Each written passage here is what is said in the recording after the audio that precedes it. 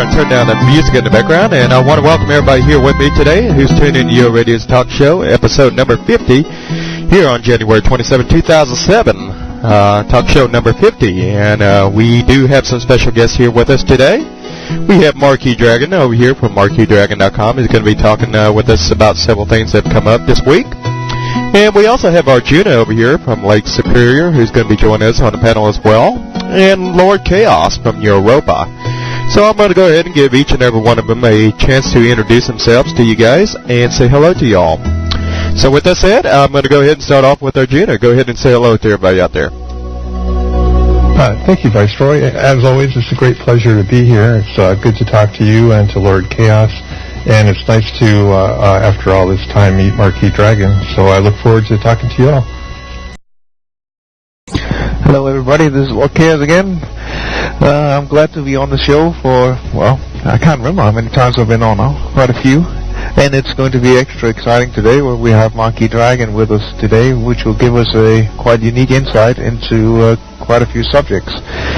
So it promises to be an exciting episode 50.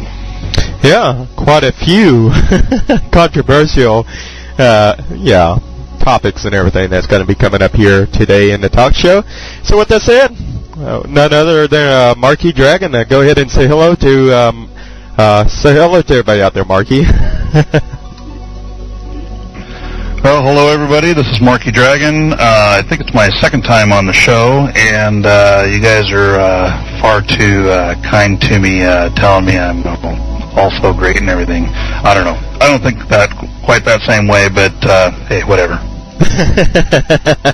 Yeah, well, we try to make our special guests feel right at home whenever they're here and everything. Try to make it, enjoyable whenever they're here with us and everything. So let's go ahead and get over to the first topic of the day and everything. I'm just kind of making sure everything's together. Kind of like I'm forgetting something or whatever. I'm not sure. It's just one of those days where you just feel like you're forgetting something, man. I probably am or whatever, but we'll go on and see if we can make it through this and everything. It's going to be a short show just for all you guys out there today. We got a lot of things that we're going to be taking care of and everything, so it's not going to be as long as it normally is, and we're just going to be talking about a few things. First of all, we're going to talk about the changes in policies over on eBay regarding the sale of virtual goods and how this is going to be affecting Ultima Online players as that have a habit of buying and selling virtual goods and stuff like that. Because I know we do have some people from time to time who like to purchase virtual goods, and we have some who are adamantly opposed to it and stuff like that. So, with Marquis here, we're going to be getting his input from that and everything as well. So let's start off with Arjuna. Arjuna, let's tell me a little bit about what you've heard and what you think about it, and do you think it's a good thing, bad thing, or what? Go ahead. Okay, thanks. Well, first, because it's actually eBay that made the decision not to do it, I actually don't think it's a problem. It would be a point of argument if it had been EA or someone like that. One of the things about eBay that was good at the time is it helped protect the little buyer and the little seller. The loss of eBay is obviously not going to change anything with regards to people buying or selling on Ultima Online, but what will change is that people are going to not have that the ability to look to see if someone's done 99 trades before and what the other 99 people said about that person. The real power sellers, I don't really see them being affected because they already have their own online stores. They already have their own contacts. So I just see this as, a loss for the small seller and the small buyer, and perhaps a problem for Ultima Online, but certainly none of Ultima Online's business, since it was eBay that made this decision. That's my opinion. Right, and see, that was a very interesting thing because as far as I can tell, it was only a decision by eBay, because in the past we've known gaming companies to basically ask eBay to prohibit the sale of their virtual goods and stuff like that. But to my knowledge, Electronic Arts has not made no such request to eBay, and it was more of a decision made by eBay, just go across the board and prohibit the sale of all virtual goods, whether the gaming companies are, allow it or not. So with that said, we're going to go over to Lord Chaos. Go ahead, Lord Chaos. Let's hear from you.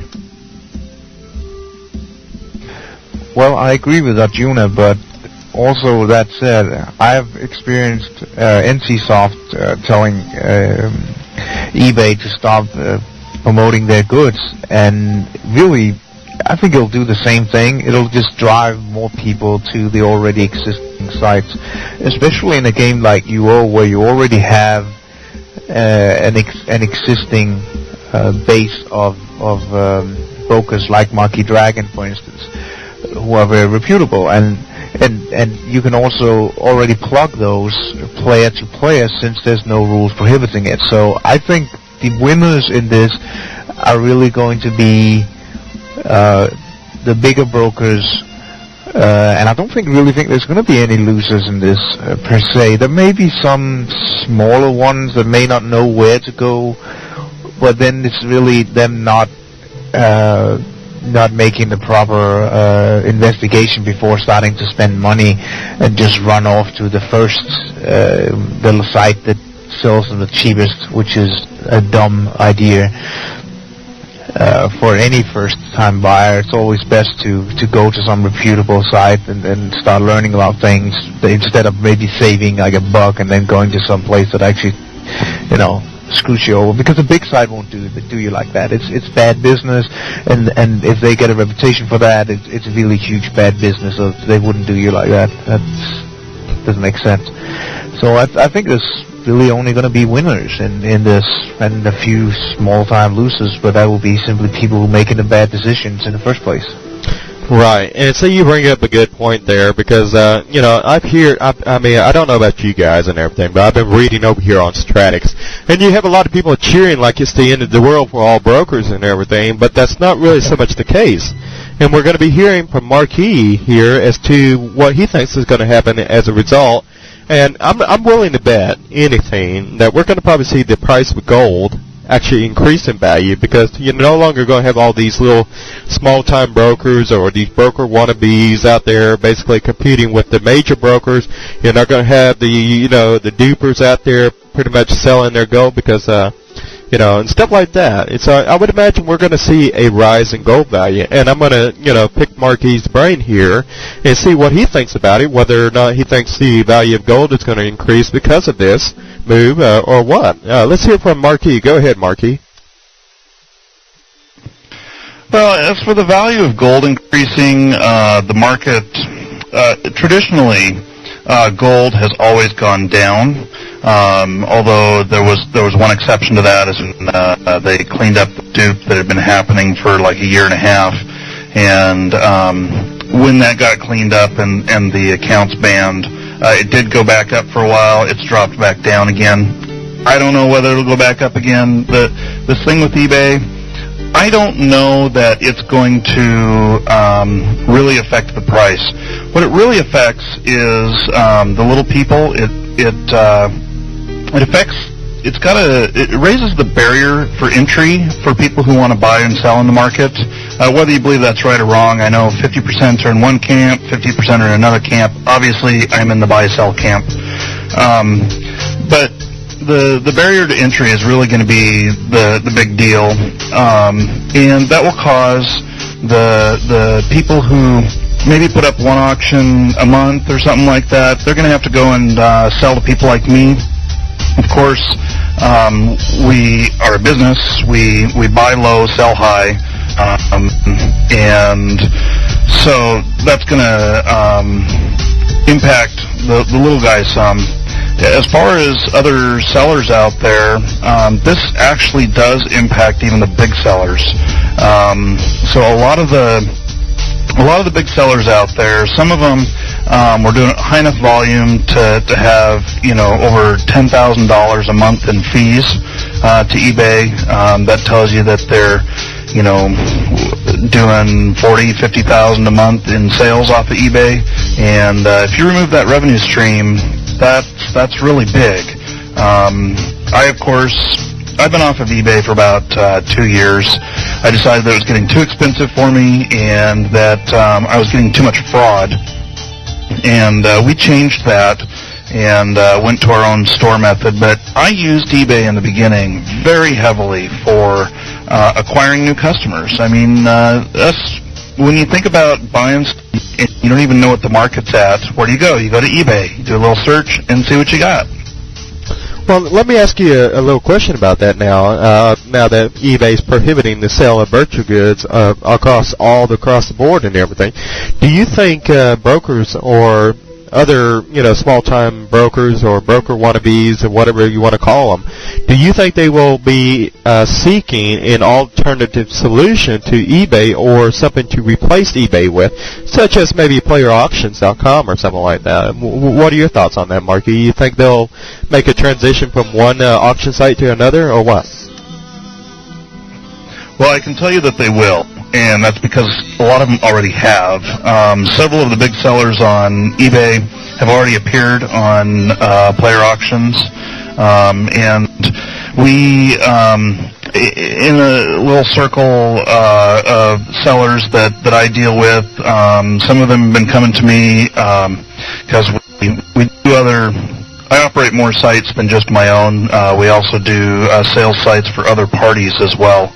And one of the new sites that we're working on that will be ready in, I believe, about a month is designed specifically for the little guys who only sell something every once in a while, who have no trust in the market, because I know it was mentioned by Arjuna that won't be able to see the feedback ratings and stuff. And the site that we've been working on for, maybe almost a year now in development will be ready soon. And I think the timing, we just got really lucky on this. I wish it was ready right now, but it'll be ready in about a month. And I expect that we're going to have a real heavy influx of people into that. But sites like Player Auctions that is already doing the auction stuff and is very similar to eBay, I think that this is going to be a big shot in the arm. I know that eBay, some reports that I read from some of the blogs out there that tend to be more right on the information than wrong, reported that eBay is currently doing $30 million a month in sales in the virtual category. And so think about that shifting over to player auctions. That's just going to be an incredible amount of money that they're going to make off of that. Okay, well, you mentioned creating a website that's going to allow the little guy to actually get into the market and start selling his wares and everything. He's not a major broker or anything of that nature. Let me ask you this: did you, by any chance, foresee something like this coming down the road? Would this have something to do with maybe why you went out and created a site like this, in what you were talking about? Well, I didn't actually foresee what eBay's done. That actually really shocked me. But I did see the need for an alternative because right now, there was eBay, which probably has 90% of this type of market, and then the 10% is spread out the rest of the way between a bunch of different sites. And I knew that there needed to be a way to sell your goods while being in a safe environment. The reason that it was actually created is because the average person that gets on eBay and sells their stuff and is new takes like a 20% fraud rate. And if every $100 you pull in, $20 is going back out to fraud, that's really unacceptable. And so this system was designed so that even a brand new guy can get in there and sell his stuff and not have to worry about fraud. The system was designed for zero fraud. And so that's what it was designed for, but it's a perfect opportunity now that eBay is closing down for us to get this back online. Very interesting stuff indeed. Now, just one more little question about this little project in which you're working over here on with this little site of yours, Marky. Will it, by any chance, allow the sale of virtual currencies and stuff, which is prohibited normally on eBay, which is now entirely prohibited, in all regards on eBay. But before, you had some game companies that just didn't allow this. Are you going to allow such, for example, World of Warcraft gold to be sold on this new upcoming website of yours? Now you're putting me on the spot, huh? Yes. Yes, we will be allowing stuff more than what eBay does. There will be some stuff that we will not allow. We do have agreements with some game companies, and in those agreements and contracts, we specifically have stated that we will not promote the sales of their virtual goods, and so we will be honoring that. Some other companies, like such as World of Warcraft Gold, it'll be an open market. Now, we are not going to police it, except for that certain keywords are not going to be allowed. And, if they send us a cease and desist order or whatever, then I'll let my lawyers look at it and we'll decide what to do. But I don't know. We'll have to take that whenever it comes. Yeah. I'm definitely looking forward to seeing that come along and everything, the whole website of yours, because I'm definitely looking forward to seeing something like that and having a look at it. Arjuna, I think you were next. Go ahead. Thanks. I actually have another question for Marquis, if you don't mind.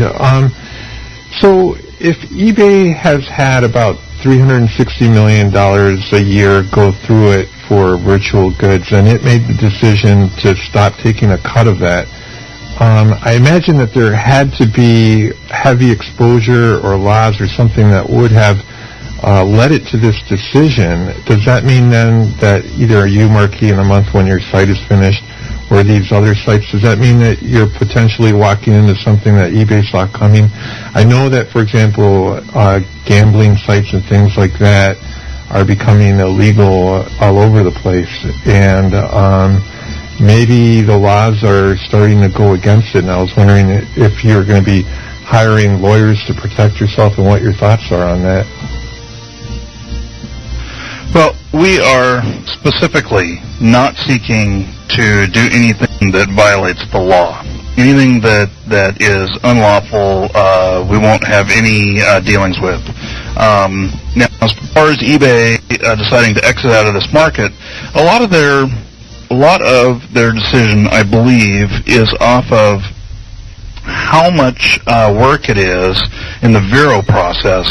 The ESA, which like Blizzard is a member of, and one of their primary funders, they, on the behalf of the game companies, will go in and tell eBay that such and such auction violates their intellectual property rights or their copyright or whatever, and then they have to list out each auction. They have to list out why it's all, why it violates, and then eBay has to react by going and pulling the auctions, and this is why sometimes you'll see an auction pulled after it's completed, because the process takes time.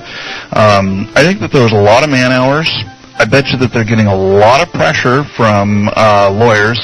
Companies like Blizzard right now, I don't know how much money they're making, but they can afford, full-time team of lawyers to just pound on eBay, and eBay doesn't want those legal problems, and I'm sure it's really a cost thing.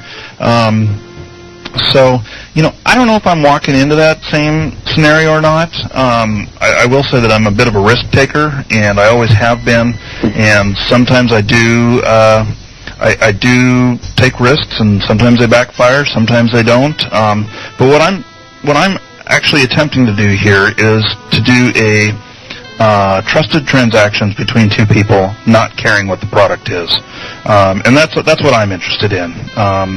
And as far as eBay making their decision, I believe it's financial, but I don't have any proof of that. Right. All right. Well, let's go over to the next person here, Lord Chaos. Go ahead.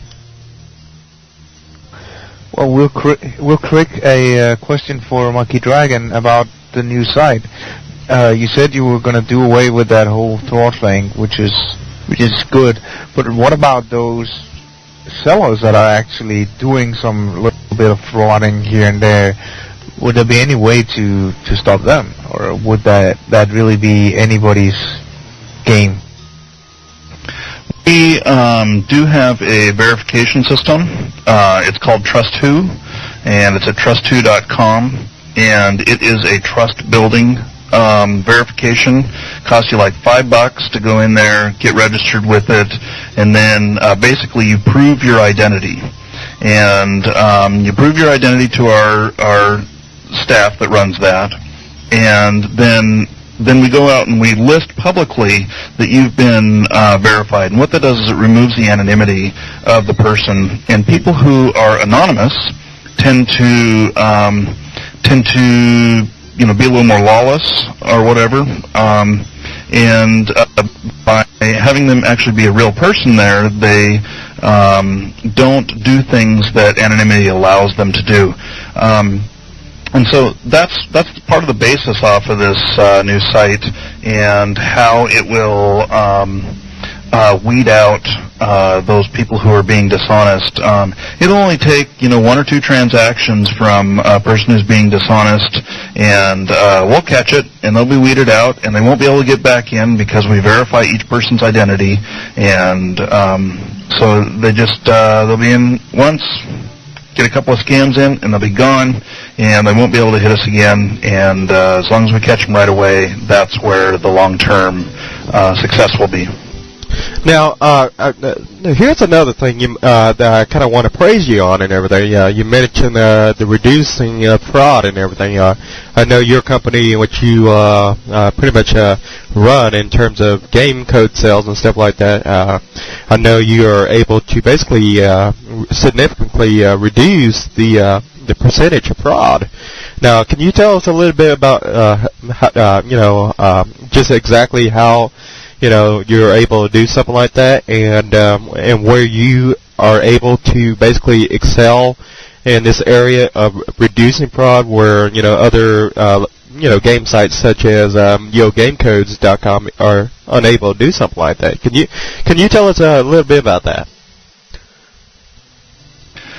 Well, so I'm not going to give away any secrets. If my operations manager were here, he'd be slapping me in the back of the head going, don't tell him anything. So we use methods that some of them are industry standard, some of them are not. Some of them are even off of gut feeling. I can tell you that our fraud rate on Shattered Crystal, where we do the majority of our sales, is less than 0.5%. That is very low. That's lower than stores that are brick and mortar that you can walk into and buy your games at. It's extremely low on the internet. But on the flip side, I can tell you that that somewhere around 10% of the people that attempt to buy from us are fraudulent, and a little bit more than 10% we deny the ability to buy from us. That causes a few honest people to get rejected, but it keeps us safe, and that's how we have this really low fraud rate. And I actually attribute a lot of that to a lot of our success to figuring out how to do this and developing this. That's what's made us successful. We've watched a lot of other people come and go, and they appear one day, they got cheaper prices, they got good customer service, but they got all this fraud, and they're gone the next month. Yeah, and that's really interesting that that you mentioned all that, because that just goes to tell you the differences between the two. Because I know I've heard of people even putting links over to UOGamecodes.com, and it looked like a legitimate link, and people purchasing off there and everything. And I remember reading something about that, and I know you guys are probably like, what is he talking about? You probably have to go over Stratix from time to time and read about that kind of stuff. It's kind of amazing, some of the schemes and plots and stuff that people come up with. It just ceases to amaze me every day when I go over there and look. Arjuna, go ahead. Yeah, I actually bought something from UOGamecodes.com yesterday, and I'll tell you, I was scared. I was like, oh, am I typing in the right name? Am I going somewhere that I'm about to give away? It's like now that EA tries to protect itself by making you put in your own username and password, it's, it's good for EA, it's bad for us. With regard, I don't know if this next question is to anyone in particular, but I remember that in the old days, the role of brokers, before it was as common to use money, and things were mostly done in-game, like trying to trade lots of money for a house or exchange houses. The role of brokers back then used to be more in-game, where a broker would be the mediator between two people, and the two people would pay the broker, and the broker would make sure that the exchange happens and that everyone gets their parties. I wonder what are the odds that at some day in the future the role of brokers is going to become that again, where someone wants to buy something from the small buyer or seller, and there's a commission, and the broker does something like that, or maybe that is what's going on, but I don't know. Yeah, that's a good question, and that's a good question for Marquis, because I know every day in Ultima Online we have players. I mean, it's one thing to go over to an auction site such as eBay and purchase a house off of eBay, but what's to say that one person, one party didn't deliver or did deliver? I mean, what would kind of prevent the loss of a good in this case? Say I'm selling a house and then the person says I didn't deliver, and what's to protect somebody from that, Marquis? How can you guys as a company help with that? Marquis, go ahead. Well, you ask how as a company we can help with that, and I'll tell you that we can't. Back in the old days, that's where I got started. Was I started brokering in game, and then I realized, there's real money to be made out here, and started doing that. And we did a lot of brokering. In fact, our broker team is still together at markydragon.net. But I can tell you that the market has changed so drastically, and it's for two reasons. One is that we used to do 15% of the value of whatever it was that we were, insuring the transaction of. So if it was, 10 million gold that we were transferring from, one shard to another, or we were helping with a house that was, say, worth 10 million, we charged 1.5 million. And because people had gotten scammed so often, it was really worth it to them. The problem is that what is 1.5 million gold worth these days? And it's just not worth anything hardly. And so there's no profit in it anymore for how much work it is. Back when I started brokering, 1 million gold was $255 on eBay. Nowadays, gosh, I'm not even sure what we're selling it for. I think it's maybe for $2.50 for 1 million. So the economy has changed, which lowered the value, which lowered the ability for us to be able to do that. But then also, EA, in Ultima Online and in the other games, they've learned a lot about players getting scammed in game and stuff. And while I believe that every game needs to have risk. You need to be able to experience loss. You need to be able to experience getting killed. I thought Tremor was okay, but I didn't like it. When it first came out, I thought, hey, this is pretty good. I'm not going to get killed over here. And then I realized this is no fun because I'm not getting killed over here. I have no risk. And so EA has removed a lot of the risk from transactions, and they've done a good job at that. And that success it has made brokers, which in 10 years will go the way of the Neanderthals. Yikes, those are some pretty strong words right there. All right, so I don't know if you guys have any other question for Marky about any of the other stuff before we move over to our next topic, but if y'all don't, then I guess we'll go ahead and move over. But go ahead, Marky.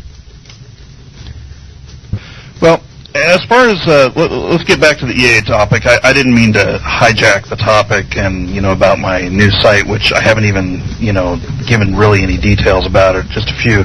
But with the eBay thing, it is a big disruption in the market. I think the market will actually feel a loss from it. I know that that it's not being handled very well. One, who got a notice saying that this was going to happen? No one did. When I first found out about it, and I contacted some people that I know at eBay, one of them didn't know about it. Another one, they knew about it and said that it was a unwritten policy that was just talked about at a meeting. And then, a third one told me that it was a rumor internally, but they thought it was true. And the fact that there still isn't any written announcement about it, I would think that it would be it's a significant portion of eBay's business, and I don't understand why they haven't made any sort of announcement. But it has been verified now. Somebody on Slashdot did get an interview with one of the VPs at eBay and did confirm that the category is being removed. That person thought that VP said that he didn't even have all the information. He just was able to confirm that yes, it was happening. And as far as we know, it's been happening for 2 weeks, and now they're getting down to the last stuff. What happens is the seller gets a Vero notice. These Vero notices look exactly the same as if you've violated policy, and so they're treated very harshly. One, it freaks out the seller, and two, when you have a Vero notice on your account, I believe that your account may be treated a little more hostily on eBay, and I can follow that up with why I think that. Several of the big sellers on there that I've talked to, they were contacted through a Vero notice saying that their auctions were being removed and that they were not allowed to post any more auctions. And this was in writing and verbally.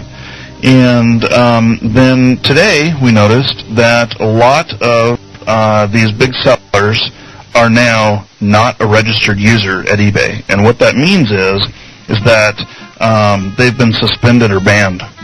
And so in one particular case I know about with UO Emporium, he got his Vero notice, and then he was very frustrated by that, talked to them, they told him what was up, and he was kind of, in apathy about it, going, okay, well, there's obviously nothing I can do. Okay, so he thinks to himself, the rest of my auctions that they haven't pulled down yet, they're obviously pulling them all down. Well, let's see if maybe one or two more will sell, before they pull them all down. And so the next morning he gets up, and his account has been suspended, and it was suspended for failure to remove his auctions, for violating policy by still having his auctions up. And that's one of the issues here, is that eBay is not handling this very well. In UO Emporium's case, he's had an account for over 8 years on eBay, never had issues, and now he's suspended, and they won't even talk to him over the phone. Their suspension process, you can only do it over email. Sound familiar? Kind of like UO? Sounds like PayPal. So anyway, the long-term effects are is that a lot of little sites are going to do a lot better. The people who are able to provide the market are going to do a lot better. And I hope to do well in the market. I know Player Auctions is going to do well in the market.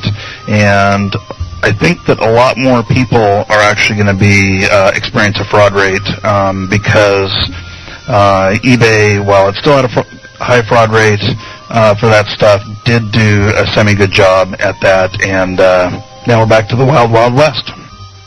Yep, we got to play that song whenever we get off air and everything. But that brings up an interesting point. How basically all the brokers that have been doing all this business for so many years, and then all of a sudden out of the blue they're getting banned, removed, and everything else. I have a question for you about that. Do you know whether or not they're even getting any kind of refund on the listings in which they're putting up, or they just lose out on all the money in which they put in? To put up these listings and auctions and everything else. Are they getting recompensated for that or what? Well, I can tell you that for listings that are removed by eBay, it's pretty much a policy that they always credit you back for those. But the listings that you pull down yourself, you don't get credit for that. You still have your listing fee.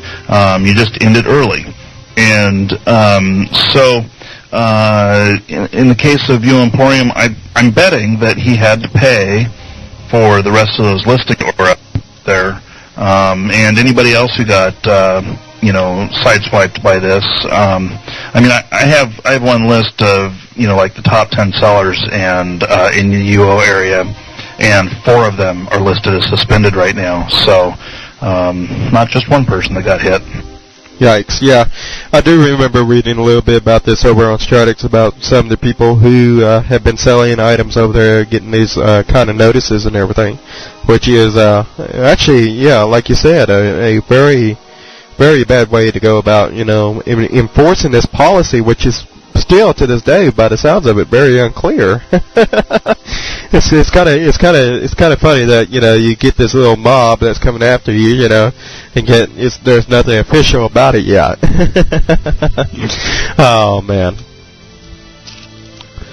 All right, so we're going to go ahead and move over to the next topic and everything. We're actually going to go over and talk about, the upcoming expansion for UOKR and everything. I know a lot of people out there who have been listening to this broadcast.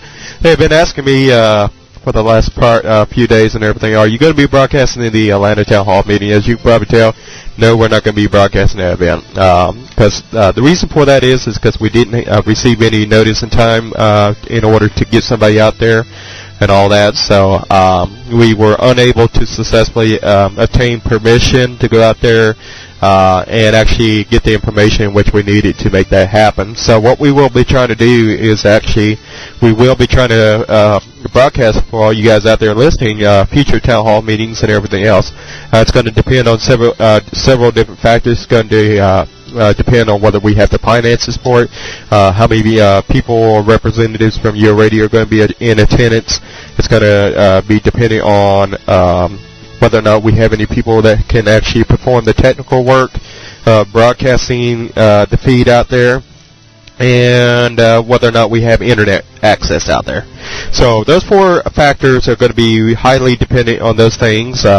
And so, if you guys want to help us out with that, definitely go over to UORadio.com, make a donation on the right-hand side, so that way we can continue to bring these kind of broadcasts to you in the future for such events as these, because, the donations we collect all year long, it pretty much goes to things like this. And, if we get to the point where we just are getting donations hand over fist, you might actually see video casts in the future where we're doing a live video cast, which is something we hope to maybe be able to provide you guys with in the future. So if you guys are interested in that, keep that in the back of your mind.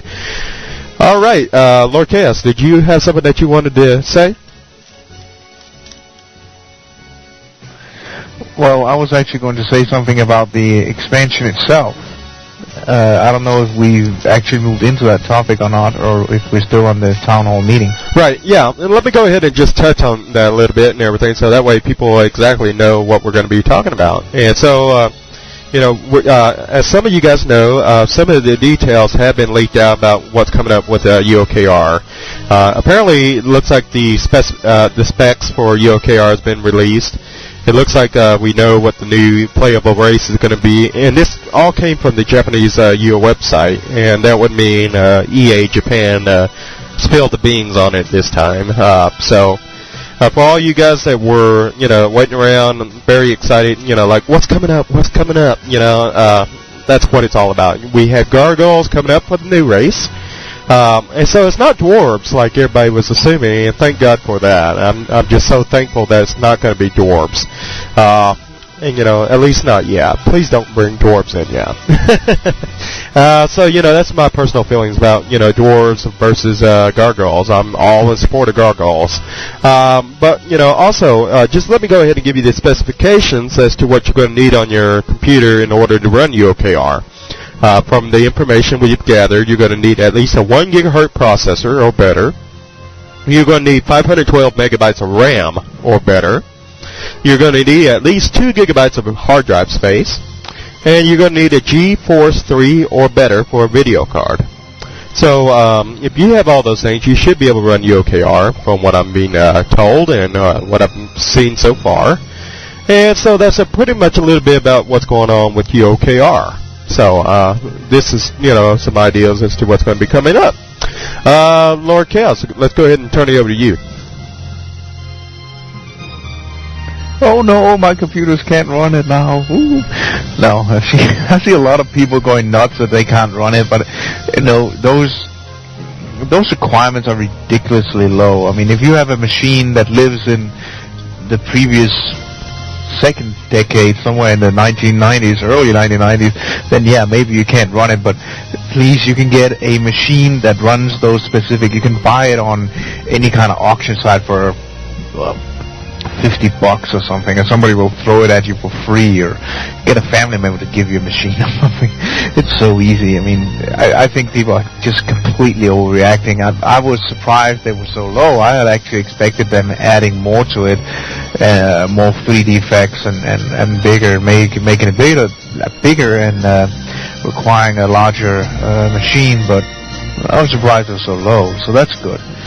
I'm glad it's gargoyles. I can't quite see them as playable races. I would rather see the gargoyles becoming more integrated into the direct story and what goes on in UO than having them as a player race. But as a player race, I guess they're great. They make sense in the UO settings, and they don't just copy every goddamn game that's come out the last 2-3 years. It all has dwarves, and more dwarves. So that's good. And I think it's quite a smart move they made by splitting the expansion up into two. You have UO Kingdom Reborn and UO Stygian Abyss, which comes out summer, which means you will have the first expansion for free, totally free for everybody, which will make it so much easier for people to swallow the new client. And all the new stuff, which is really smart. And then they have extra time to kind of work on all the content for the expansion, and they can then release that to the summer, and people will get used to the client already, so they can see this new area, and only those with the client will be able to access it. And that's smart. I think that's a smart decision to do. And as far as I understand it, it's just the graphics and the interface improvement that's going to come first. Then they're going to do game improvements, and then they new systems and so on. And then they're going to do the next expansion, the Stygian Abyss, which will add apparently the biggest dungeon that has ever been seen, the whole Stygian Abyss.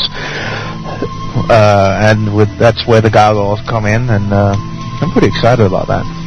I'll let the rest of you get to it.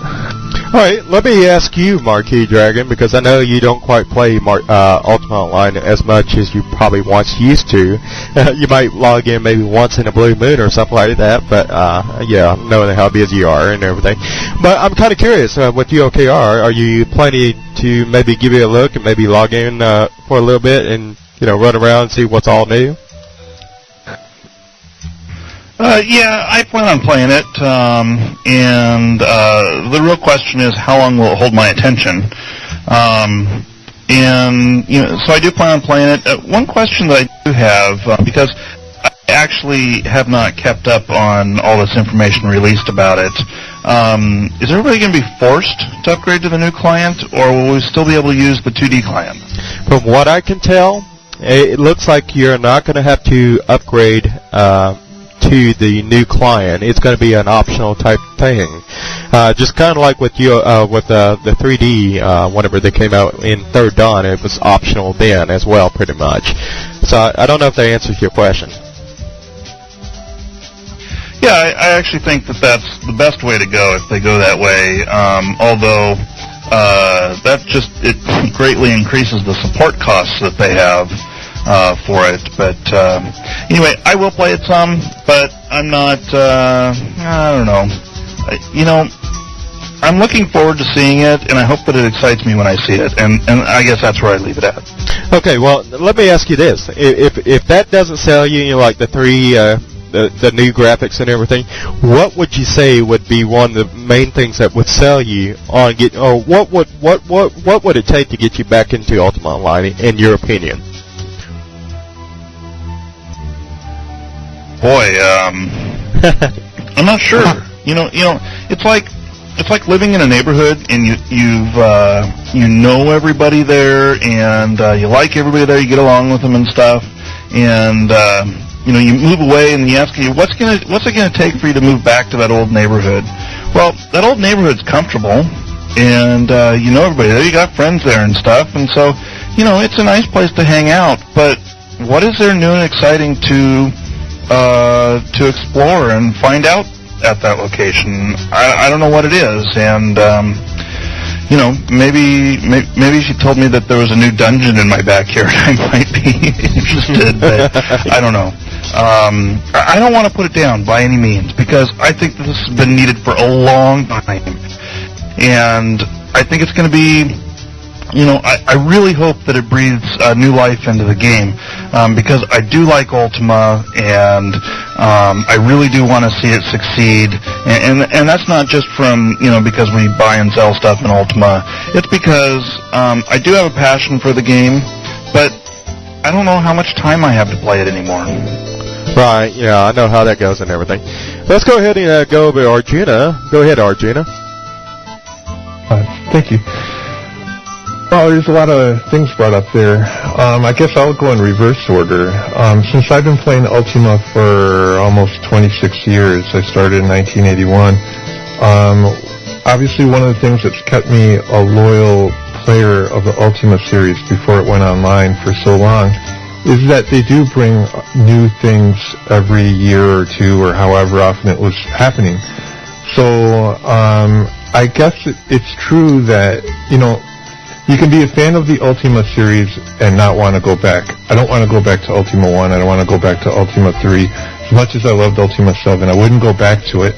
But I'm glad to have experienced them. So maybe if UOKR is that next 1 or 2 year expansion that they've been doing for 26 years, then that's enough. That's enough for the people who are fans of it. I don't know. Like, for example, there are certain things I'll always get the new games of. Ultima, Fallout, Deus Ex, Wasteland, things like that. Now, Lord Chaos had mentioned something about how they were going to have the first half of the expansion free, and then later the new one. I didn't know that, but I'm kind of glad to hear that for a couple of reasons. I know they did that with UO Renaissance. They released a lot of the code 3 months in advance, and if I recall correctly, most of the crashing and time warps and all the problems that we had were before the actual release of it. It was they had tried to do it and they did it all wrong. So in a sense, financially, I imagine that if they try to release UOKR and the worst case scenario happens and everything goes wrong, well, they should be able to iron it out before they do the release bug. Now, I sure hope that they don't put us through what they did with UOR and all that other stuff. But at least if they're doing the hard part free, then they can charge for the bells and whistles and stuff. I guess I'm also glad that they're doing gargoyles. I see them as part of Ultima mythology. They're the first game I remember where gargoyles were good characters, and it was a pleasant surprise to go into a gargoyle city. I don't know what that was, 15 years ago or however long that was. A lot of people are always trying to say, this is Ultima, this isn't Ultima. Well, you know what? Laser blasters and spaceships are Ultima, and gargoyles are Ultima, and I'm glad to see it. Yeah, well, right, thanks. Yeah, I just hope we don't get the lasers and everything. Let's not make this Star Wars Ultima. Oh my goodness, yeah. I mean, that just kind of reminds me of like Final Fantasy 12, in which I've been looking at and playing and watching other people around here play. I'm like thinking to myself, well, this just doesn't have anything to do. I mean, because it goes way far away from the Final Fantasy series and everything, and so I mean, I'm just kind of hoping we don't have that with Ultima Online, to where we start seeing lasers and guns and everything else in Ultima Online. But go ahead, Lord Chaos, let's hear from you. Well, first I'd like to clarify on the question that Maki asked about what's going to be available with the new client. They're going to do it like they did with UOML, in a way that all new content that comes out will require you to have the new client to see it. So you can't access the new expansion if you don't have it. You won't be able to access the items, or actually see the items in a proper way. So for instance, if there's a new helmet that looks really cool in 3D, you'll just see some plain placeholder helmet graphic in the 2D or 3D old version. So basically what they will do is that they are going to stop really supporting the 2 and 3D clients as it seems with new content. That makes it easier for them, so they don't have to sit there and develop every new thing they make for all 3 clients. So eventually you will have to, if you don't want to go any further, you will have to phase out personally, you will have to phase out the other 2 clients, but you could just stay in the old UO world with all the old UO things and just say, well, I never want to be part of this. I never want to see this. And I think it's pretty smart, actually. Yeah, I'm reading over here in the IRC channel as of right now, and apparently someone says that EA Mythic has plans that in order to receive future upgrades and stuff like that, they will be phasing out the older clients and everything. But let's just say they don't even do that. I'm just kind of wondering what's going to become of the 3D engine, or UO 3D. Whenever they come out with the new UO 3D, so to speak, is it going to do away with the old UO 3D? It'll be interesting to see what happens with that client. Lord Kaz, let's hear from you. Well, what I think they're going to do is that they're going to check how many people are actually using it. They're going to see how things go. If they end up with 5 people using the UO 3D client, then they're just going to phase it out. But of course, there's still 1,000 people that use it. Well, then they're going to keep updating it. But I think they're hoping that they'll slowly be phased out by the new 3D client, especially if they can make the new interface and the new areas interesting enough. People might just say, well, this is just really old. I want to try this new stuff, and I want to be there. And then they can slowly say, well, we've gone below a certain threshold we set, and then they're going to phase out the clients as they fall below that threshold. That's how I think they're going to do it. That would make sense. Yeah, you're probably right about that. Arjuna, go ahead. Well, I just hope that the dev team is smart enough to know that part of why there aren't so many people using UO 3D is UO 3D actually isn't that bad. But the problem is, to even try it, you lose all your hotkeys, you lose all your settings, you lose all your fonts, you lose everything that you've set up for 2D just to try 3D, and then you go back and you've lost your settings, you've lost your saving the journal, and so it's actually it's crazy to try UO 3D if you like both. I mean, so what you have is people who like only 3D and not 2D. But you can't have people who like both, because you can't interchange between the clients. And I don't know why they did that, but I hope the dev team is smart enough to know that that's part of the problem. Hey, Lord Chaos, also, since you've been following that stuff, do you know if they're going to have a Zoom feature in UOKR? Well, that I actually don't know. That's going to be interesting if they do or not. I honestly don't. They might have it because of the scaling, But I don't know. I haven't seen screenshots of what they're actually going to do with different resolutions and stuff like that. How they're going to handle that. I honestly don't know. It would be interesting to see. I think they're going to reveal that at the town hall meeting. All that being said, I was going to say something else, but now all of a sudden I lost the train of thought. Damn.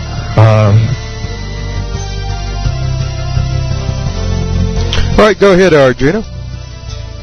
I'm trying to remember what Lord Chaos... I can read his mind sometimes, but then he makes me forget. I think we were talking about whether the dev team would be aware of losing keys. Maybe you were going to talk about that. Yeah, and I think it was something along, and here's the thing I see with that and everything, now that you guys mentioned it and everything. I'm kind of curious as to why I don't know if they can make it possible to where you could set up the keys on your account where, no matter what computer you log into or what computer you log in from or whatever, all your hotkeys are set up the way you left it, from on the other computer or whatever. So if it was something like that, then that would be a good thing, because then you could, in essence, go from one computer to the next and not have to set up your keys, your hotkeys, and all that over again. But as long as all your settings are being saved to your personal computer and everything, that's where the problem's coming in at. Go ahead, Lord Cass. Well, now I remember what it was I was going to say. How can you say that the 3D client doesn't look like other CRAP? I mean, God, you look like space mutants from Mars in some old 60s show or something. I feel like I'm part of Doctor Who or something whenever I go into the 3D client. I'm expecting him to step out of the TARDIS at any moment and start fighting tube monsters or something. It looks so bad. Hey, maybe they're doing it so that they can bring in the lasers and everything else from the early Ultima series and everything else. But yeah, go ahead, Arjuna, and then we're going to move over to the next topic. Yeah. Oh, well, certainly the paper dolls in UO3D are horrific. I mean, it's like playing a kid. Your tough warrior looks like a child. But, no, they move kind of fluidly. It's a big difference than it was several years ago. Paper doll aside, it's not bad. So... Okay. Well, with that said and everything, we're going to move over here to the next topic here, which we're going to be talking about, because we are getting close to the end of our show and everything. Apparently, EA Mythic is going to be also featuring the Dark Ages of Camelot in addition to Ultima Online at the various town hall meetings in which EA Mythic will be attending. However, they apparently will be having them in different sessions. In other words, for example, like today over in Atlanta and everything, they're going to be having the Ultima Online town hall meeting. And then about an hour after that event is over, they're going to have the Dark Ages of Camelot event. So I'm kind of wondering what y'all thoughts about that.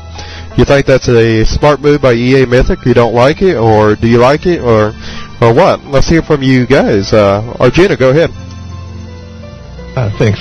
The first Doctor Who convention I ever went to was a Doctor Who and Star Trek convention, even though I went for the Doctor Who part. And it wasn't bad. I got to see actors from Doctor Who, and I got to see actors from Star Trek. The problem is that this is different. This is a subscription. And Lord Chaos once used the term cannibalizing your own player base.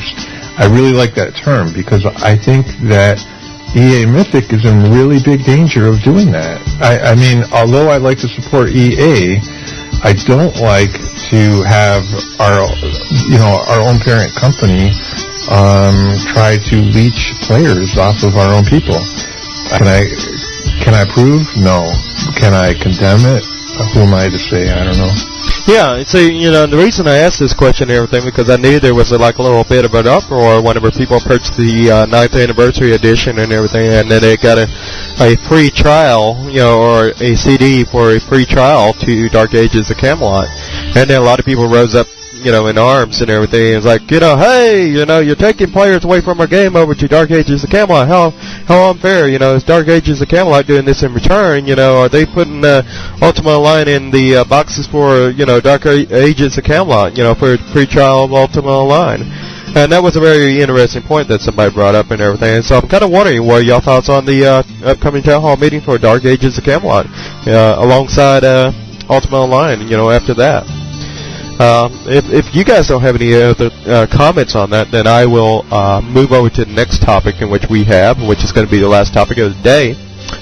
And that's going to be about the passwords being sent out to people again, because as you probably remember, I would say about 6 months ago, we had an issue where people were getting passwords sent to them even though they didn't request it. And it seems to be that's occurring again. So I'm kind of wondering, what are y'all thoughts on it? You think somebody's hacking the system over there, or what's going on? I'm kind of wanting to hear y'all's thoughts on that. Personally, I know I was one to receive 2 of those yesterday, and it was for accounts that I don't even play anymore. So I'm like, okay, well, I don't have to be too concerned or worried about it, but it was a concern because, I'm thinking to myself, why are these being sent out again to people who haven't requested it? It's kind of scary, Go ahead, Marky. Well, on that subject, I have a lot of accounts just because we have a lot of them that are for sale on our site. And so we get all the notices for that because we send it to my email address. And I do get those password change requests, and it's kind of funny you mention this because I always thought maybe it was these people who were buying that we had bought the accounts from. Maybe they were trying to get them back or something. But one of the things that I hope the UO Dev team is listening to this. One of the things that's really needed with those is to tell what account it is. Or some sort of indication to let you know what account it is that the password was requested on. Because last time I got one of those, and I was concerned about it, I said, oh, look at that. We have 30 accounts in stock on the store, and I have 10 of my own. Which account is it? I couldn't tell. And so we're like, well, do we have to set up a unique email address for each one of these so that we can figure it out? I couldn't tell. So I didn't even know where to begin to start investigating that. Yeah, here's another thing is it's really scary whenever it becomes your primary account or your main account, and it's like, and I know you, Marquis, over there have like a lot of accounts that have gold on it and stuff, I would imagine, for your inventory and stuff. I would imagine it would kind of make you a little uneasy if those passwords were getting sent to you even though you didn't request them. But go ahead, Arjuna. Thanks. I suspect that neither Lord Chaos nor I have ever even seen the password change screen. I know I haven't, in spite of the fact that there's probably a dozen accounts to my name. But this is kind of a related question to Marquis Dragon, I think. I remember a while ago they announced at OSI or EA that you could pay them $30 to officially transfer an account from one person to another, and I don't remember what's involved with that. Does anybody even use that? And wouldn't that be a good feature to use? Well, I can tell you this. I've never used that service. I know that it's available. It's like $25-30. And I have had some people who have purchased accounts from us who have gone through that. And because they just wanted to be sure that it wasn't going to get recalled from a previous player. The method that I generally use is the method of that if you have a game time on there for 30 days, then that game time becomes the new key for verification of who owns the account. And so it's whoever knows the last payment method that's been on there for at least 30 days is the one who has control of the account. And we haven't had any problems. I've never once had a UO account recalled. It's not like in World of Warcraft where that is happening all the time to people. But in UO, it seems that either people aren't scamming on that point, or EA's just got a method that works really well. Or they could just be really tired with the game and really have no interest in it anymore. Alright, so what we're going to go ahead and do, we're going to go ahead and wrap up for today and everything, because we're just out of topics and everything, and we got some, I don't know, in the future town hall meetings, we're going to try to get a hold of some people. Maybe we can patch them in through a phone system and get them over here on air and talk with us on air about what's going on over at the town hall events and stuff like that. So hopefully we can bring that to you in the future. But I think Marquis Dragon wants to chime in here and add something to this. Go ahead, Marquis. Yeah, speaking of the town hall events, I'm from the Pacific Northwest. I'm located here in Portland, Oregon. I will be at the Seattle event, and anybody that wants to meet up down there, I'm ready and willing. We got plenty of time to plan it because it's not till August.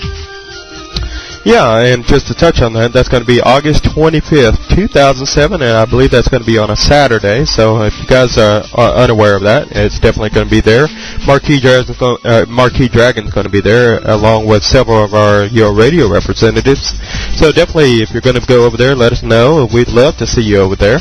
And I know Marquis would love to see you guys over there as well. So definitely looking forward to having some of our guys over there for that event. I know I'm going to be personally down in Austin, hopefully come October if everything goes accordingly to plan.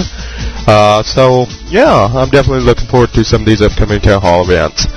So with that said, I'm going to go ahead and start wrapping up. We have Arjuna here from Lake Superior. Go ahead and say goodbye to everybody out there.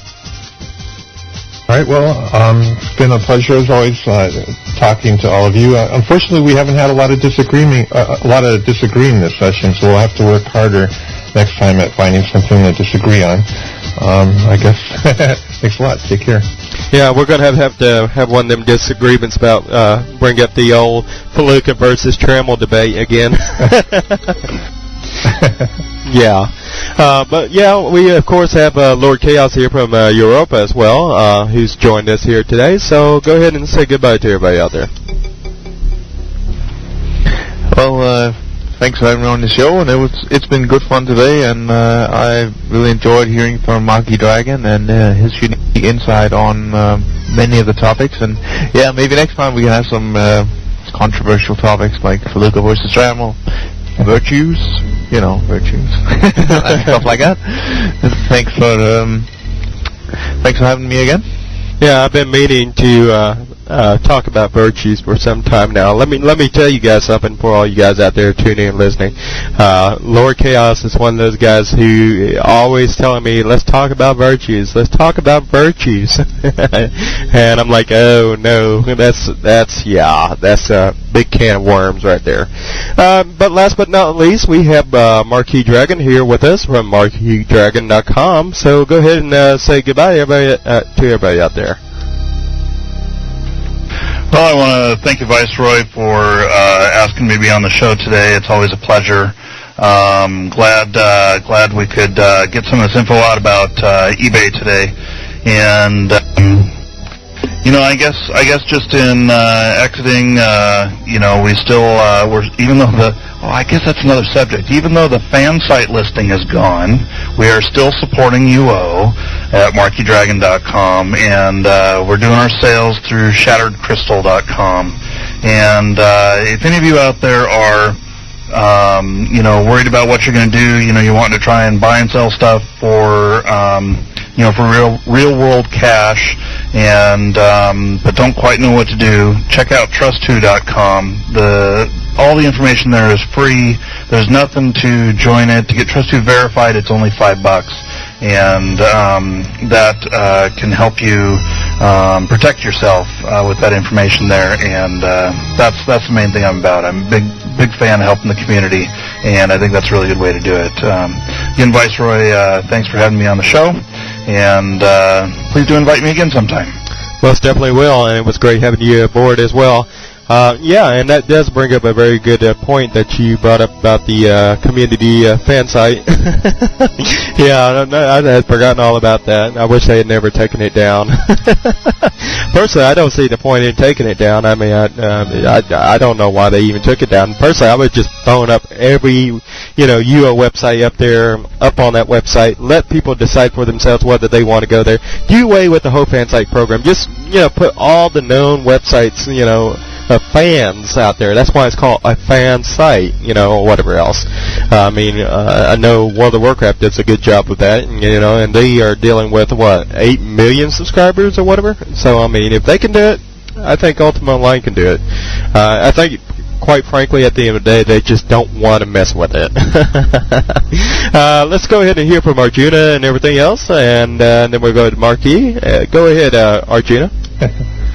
I know you're trying to say bye. I apologize for that. But I was just curious, Viceroy, whatever happened, because 2 or 3 weeks ago or 4 weeks ago, EA promised to start, appreciating the fan sites and, trying not to be. I don't know. Did they ever, reply to any of your stuff? Did they put you back on the listing? Well, they did get back in touch with us and everything. However, by the time they did get back in touch with us, it was too late to do anything for the Atlanta Town Hall meeting, which is why we didn't do anything for Atlanta. Had we had any information about a month or two ago, we might have been able to have brought you guys something from the Atlanta Town Hall meeting and actually carry a live broadcast. So, I mean, we are in contact with them now, so that's a good thing. However, the way they treat fan sites now is, and Mark, he can correct me on this if I'm wrong, but members of the media or something like that. Mark, can you correct me on that? What was it that they said? Yeah, the notification that I got was that now we are, since we are members of the media, we are going to be treated like members of the media. And I apologize up front if my comments sound harsh, but I do feel kind of strongly about this. And I did put it in writing to the community coordinators and to Darkscribe, but that was over a week ago, and I didn't get any reply. And that's just what I'm worried about. I'm really worried about the communication that is happening. It's very frustrating. Several years ago, we decided that Marky Dragon was not going to be a media site. We had tried and tried and tried to have news stuff and everything, and, we just ended up with crap all the time. We ended up just reposting whatever they said over there on the official UO site, and it was all just regurgitated news all the time, and it really didn't work out well. It was not cost-effective to pay to write this stuff, and to get quality people, you had to pay them. And so we dropped the whole media thing, and we've been supporting Ultima Online. In November, it will be 10 years. So we're 9.5 years right now. And I don't know. It just doesn't feel very good to be removed from the list. I know everybody was removed, so I know it wasn't just us personally. But I don't know how we can compete with being a UO fan site at this point, because we're not going to play the media game. It's just not in our cards anymore. It's just not worth our time. Yeah, I definitely know where you're coming from and everything. It's like, it's what I couldn't figure out, and what I had the hardest trouble understanding is saying, the part where they say we are the vital lifeline of, community and stuff like that, or something like that to the effect. And yet, it's like, okay, if we're so vital to the community, and we are preserving your product, so to speak, then why is it that you guys go and remove all the community sites, and then, and then on top of that, give us very slow responses and stuff like that. So, I mean, it just doesn't add up to me, and it doesn't make sense. I mean, it's like, speaking out both sides of your mouth, so to speak. But Arjuna, go ahead. Yeah, I'll tell you frankly, I am very disappointed to hear this, because I had high hopes when 3 or 4 weeks ago the boss of EA Mythic made this wonderful post about how they're going to start appreciating fan sites, and that fan sites are the part of the community and all that kind of stuff, and I was like, that's fantastic. And now to find out that what they're really saying is they're being treated like members of the media.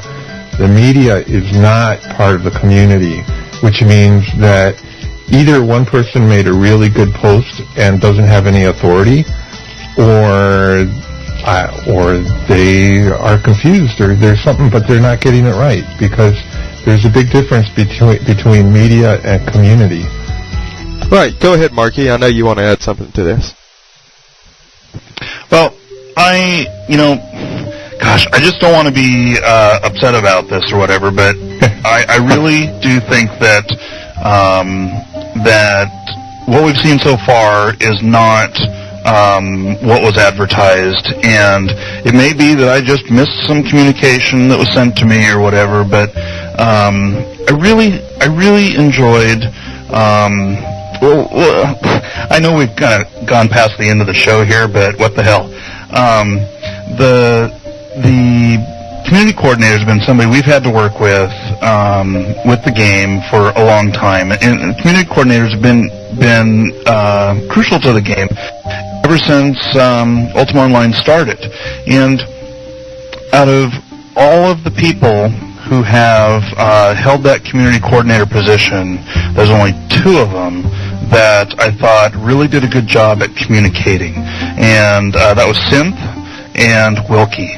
And so far, I still have high hopes for our new community people, and I really do hope that the communication was just delayed, and then let's get on with it. But it really just feels like we're back where we've been all along, and we've had a few shining stars along the way, and now it's overcast and raining. Right. I have to agree with you, and I remember in one of my emails to the community coordinators explaining how hard it was to get any correspondence out of them, stating, hey, I noticed that you're posting a lot over on Stratix and everything, but don't be fooled into thinking that Stratix is the only community out there. I said, first of all, there's several other community that are pretty much banned from Stratix. And I was like, don't let Stratix be I don't have anything against Stratix, but yes, the relations between UORadio and Stratix is probably not the best of 2 worlds right now, or whatever. And I know I've tried to reconcile with Stratix recently and everything, and they've still rejected it after 6 months of feuding and everything. So I think the same situation goes kind of for you, Marquis, between Stratix and y'all. I don't know if y'all have tried to reconcile or whatever else. Maybe you just don't feel the need or whatever. But I, on the other hand, try to work with everybody, and and my whole point was this: if you're going to be out there posting on Stratix, don't be fooled, into thinking that Stratix is the only place. That's the only thing I want to put out to everybody, because there definitely is a whole nother community out there. But if there's anybody else that wants to add on to this or whatever, go ahead and I know Stratix going to be mad at me. I'm going to get an email with an angry message saying, we heard that, we know what, you're a scumbag and everything else, yeah. Send all your hate mail to viceroy@uoradio.com, yeah.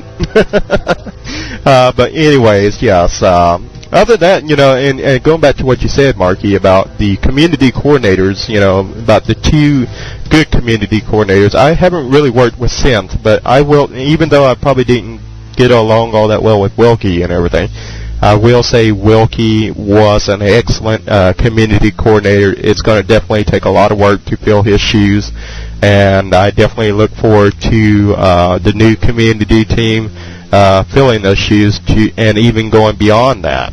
And I hope that we will see that in the near future. I think we are slowly starting to see that now. It's going to take a little bit more work from them, of course. And right now, that's all. That's all they really need to work on at this point. I mean, in conjunction with a few other things. But I think we are starting to see that slowly happen now. So, unless anybody has any other comments, I'm going to go ahead and wrap this up. If you have any comments, go ahead and turn on your little red lights. If not, I'm going to go ahead and end the show. All right. Anyways, I am Viceroy from UORadio, of course, from the Chesapeake Shard, and I do want to thank everybody here once again. And so, with that said, we are going to go ahead and wrap up.